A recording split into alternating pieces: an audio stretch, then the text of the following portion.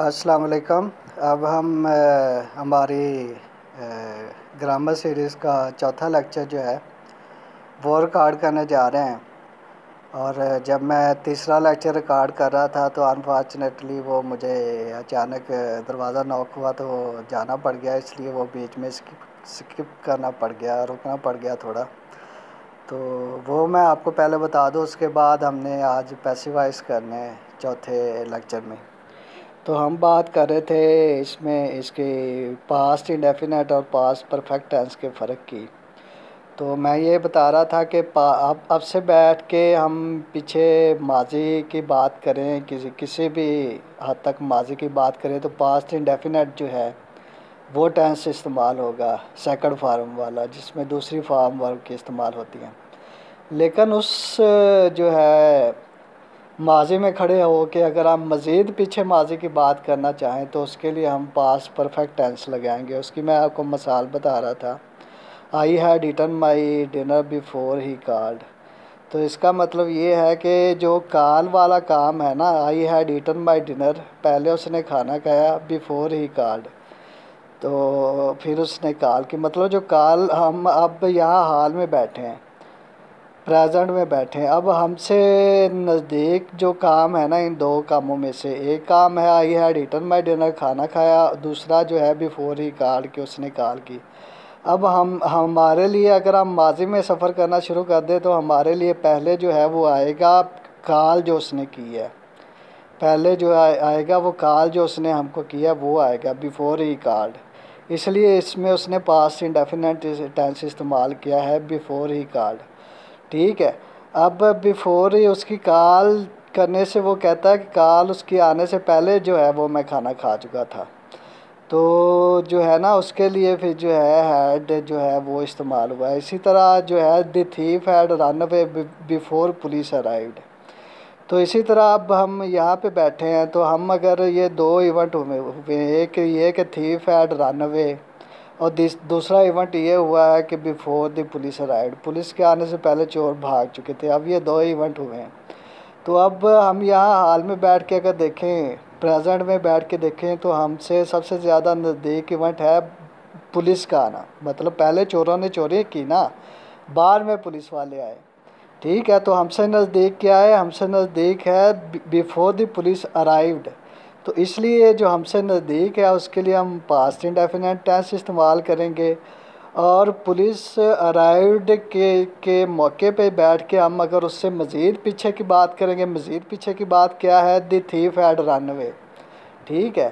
तो मज़ीद पीछे की बात करेंगे तो उसके लिए हम पास्ट परफेक्ट टेंस जो है ना वो इस्तेमाल करेंगे। ये थोड़ा मुश्किल है, मुझे उम्मीद है कि आपने समझने की कोशिश की होगी और आपको समझ आ भी गई होगी।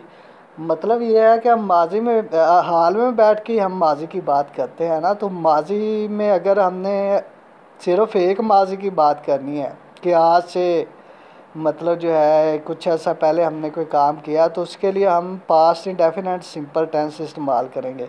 मसलन he came to my house yesterday, he came to my house yesterday, तो उसके लिए हम पास्ट इंडेफिनिट टेंस इस्तेमाल करेंगे।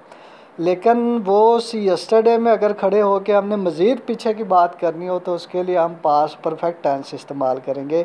जैसे मैंने आपको मिसाल दी है कि जो है पुलिस के आने से पहले जो है चोर भाग चुके थे। मतलब ये है कि पुलिस जो है वो हमसे, पुलिस के आने वाला इवेंट जो है वो हमसे ज़्यादा नज़दीक है, हाल से ज़्यादा नज़दीक है। और चोरों के भागने का इवेंट जो है वो थोड़ा दूर है। मतलब हमने पुलिस के आना जो है ये माजी का इवेंट है, इस पे खड़े होके हम बात कर रहे हैं चोरों के भागने की। तो इसलिए जब दो माजी आ जाए तो जो ज़्यादा दूर है माजी उसके लिए हम हैड इस्तेमाल करेंगे और जो हमसे ज़्यादा नज़दीक है उसके लिए हम पास्ट इंडेफिनिट इस्तेमाल करेंगे। इस पे हम मज़ीद किसी दिन दोबारा बात कर लेंगे, मज़ीद इसको जो है ना दोबारा समझने की कोशिश करेंगे। जो टेंसेस हमने टोटल किए हैं उनमें ये दो चीज़ें जो है ना ये थोड़ी समझने में मुश्किल थी। एक तो हैव बीन का इस्तेमाल और साथ में आईएनजी जो आता है वो थोड़ा मुश्किल था समझना उसका, और इज़ एम आर और आईएनजी का फ़र्क करना। तो इसमें उसमें हमने ये सीखा था कि अगर मतलब जो है वो बंदा कोई जो है अपना फौरी तौर पे कोई बताना चाहे कि इस वक्त क्या हो रहा है, इंस्टेंटली जो है कोई काम जो हो रहा है उस वक्त का बताना हो, एक किसी एक नुक्ते के बारे में बताना हो, तो is am are was were will be shall be इसके साथ आई एन जी आएगा। Present continuous, past continuous, future continuous जिसको हम कहते हैं। मसलन अगर कोई मुझको इस वक्त कोई बंदा पूछे कि इस वक्त आप क्या कर रहे हैं, तो मैं कहूँगा कि मैं पढ़ा रहा हूँ, आप मेरा लेक्चर सुन रहे हैं। ठीक है, मैं खाना खा रहा हूँ। अगर कोई पूछे कि क्या हो रहा है, मैं कह रहा हूँ खाना खा रहा हूँ। ठीक है, मैं स्कूल जा रहा हूँ। मतलब वो उस लम्हे के बारे में आप बता रहे हैं जो उस वक्त आप कर रहे होते हैं। तो उसके लिए is am are was were will be shall be इसके साथ आई एन जी लगाते हैं। Present indefinite, past present continuous, past continuous, future continuous. अब जो दूसरे हैं हैज़ बीन, हैड बीन और साथ I N G, present perfect continuous, past perfect continuous, future perfect continuous, ये आप इसमें बता रहे होते हैं एक नुक्ते से आपने काम शुरू किया है और वो जारी है, और दूसरे नुक्ते पे आप एक आके ख़त्म हो रहा है। मतलब उसमें आप एक दौरानिया बता रहे होते हैं साथ में सिंस और फार लगा के। ठीक है, कि मैं सुबह से ये काम कर रहा हूँ, मैं 2 महीने से ये काम कर रहा हूँ। मतलब वो आप एक लम्हे के बारे में नहीं बता रहे होते, वो आप पूरा जो है ना उसका एक पीरियड बता रहे होते हैं। साथ में सिंस और फार का फ़र्क जी जो है वो भी मैंने आपको बताया था कि गिना जा सके तो लगेगा फार लगेगा, ना गिना जा सके तो सिंस लगेगा।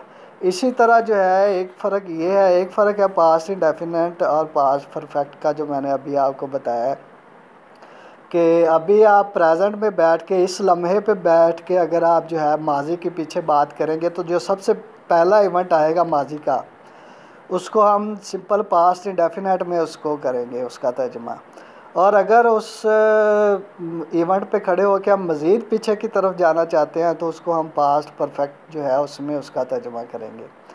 इसके बाद हम पैसिव वॉइस की तरफ अब हम आते हैं। पैसिव वॉइस जो है ये टेंसेस से भी ज़्यादा आसान है, और इसमें सबसे पहली बात तो आपने ये याद रखनी कि पैसिव वॉइस जो है हमेशा इसमें वर्ब की तीसरी फॉर्म आनी है। आपने ये बात अंडरस्टूड कर लेनी है। पैसिव जो फ़िक्रे होंगे इसमें वर्ब की हमेशा तीसरी फॉर्म आनी, ख्वाह वो किसी भी टेंस का पैसिव आपने करना है उसमें वर्ब की तीसरी फॉर्म ही आनी है, तीसरी के अलावा कोई भी नहीं आनी। ठीक है, दूसरी चीज़ आपने इसकी ये जहन में रखनी है कि इसमें जो है ना वो सब्जेक्ट वो नहीं होता, और अगर हो तो वो जुमले के एंड में होता है। बाई लगा के हम जुमले के एंड में जो है वो सब्जेक्ट लिखते हैं।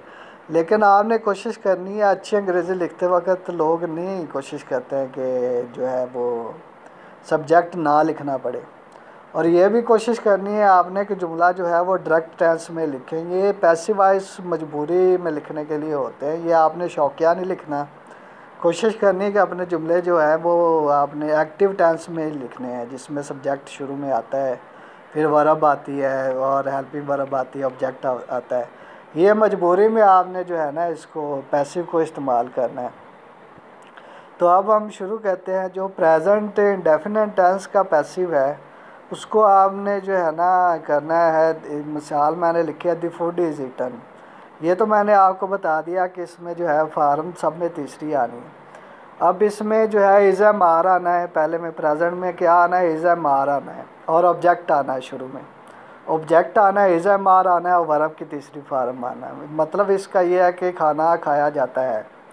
ठीक है, इसके बाद आ गया पास्ट इंडेफिनिट जो है, इसमें भी पहले ऑब्जेक्ट आना है, उसके बाद वाज वर आना है, उसके बाद वर्ब की तीसरी फार्म आनी। वर्ब की तीसरी फार्म सभी में आनी।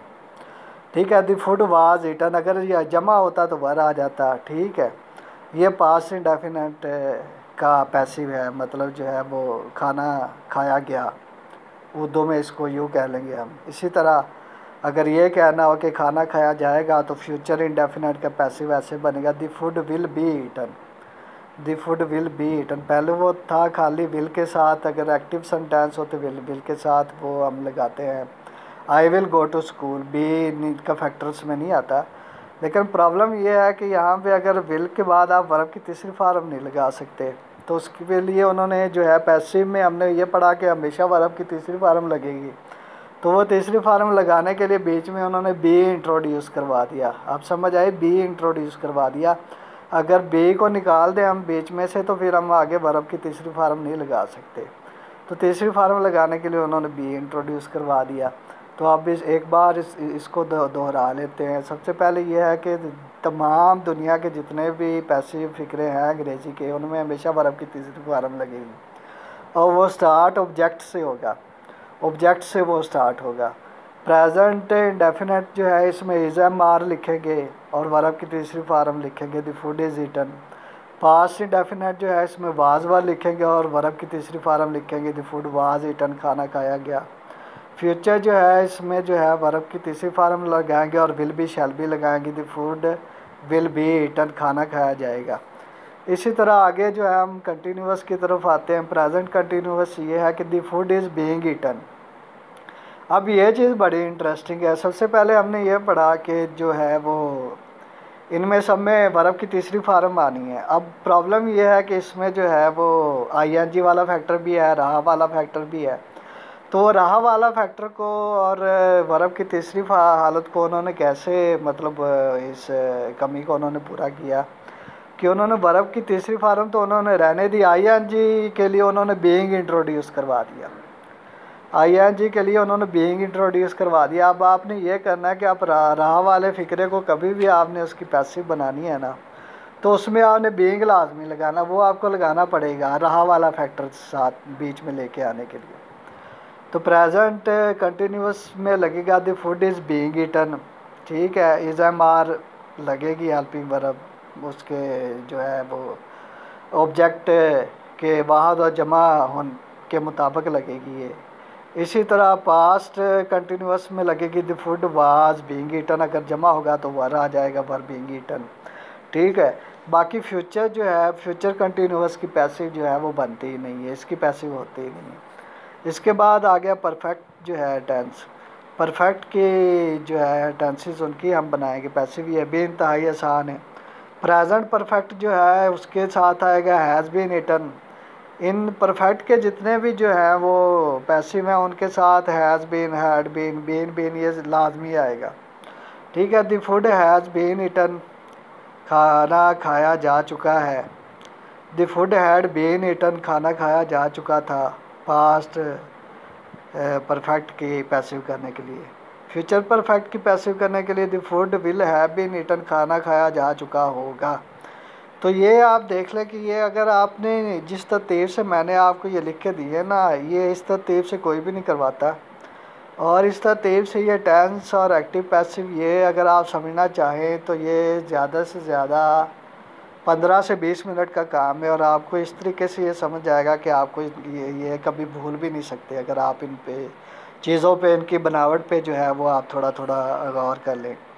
और ये जो है परफेक्ट कंटिन्यूस टेंस जो हमने पढ़े थे उनके भी पैसिव नहीं बनते, जिनके साथ हम since, for, has been, had been, will have been लगा के सिंस फार लगाते हैं जिन टेंसों के साथ, उनके भी पैसिव नहीं बनते। एक फ्यूचर कंटिन्यूस का नहीं बनता और एक ये 3 टेंस जो है इनके भी पैसिव नहीं बनते। तो अब तक जो है हमने वो जो है वो इसमें हमने पार्ट्स ऑफ स्पीच कर लिए हैं, उसके बाद हमने टेंसेस कर लिए हैं, उसके बाद हमने एक्टिव पैसिव कर लिए हैं। अब आपने ये लेक्चर सुनने के बाद अपने जो है कोई किसी किस्म का क्वेश्चन हो तो आपने लाजमी वो पूछना है। परफेक्ट कोई भी बंदा नहीं होता, मैं नहीं ये कह सकता कि मैं बिल्कुल परफेक्ट हूँ, हो सकता है मैं भी बहुत ज़्यादा गलतियाँ करता हूँ। तो आपने बिल्कुल किसी किस्म की झिझक महसूस नहीं करनी, किसी बात की समझ नहीं आती तो आपने पूछ लेना है। अगर कोई बात आपको मेरी लगती है कि मैंने गलत बताई है तो उस पर भी आपने मुझको सिंगल आउट करना है, मुझको बताना है। तो इंशाल्लाह ऐसे आगे जो है मैं आपकी हेल्प करता रहूँगा। इसके बाद जो है हम डायरेक्ट इंटरेक्ट शुरू करेंगे। अस्सलाम वालेकुम।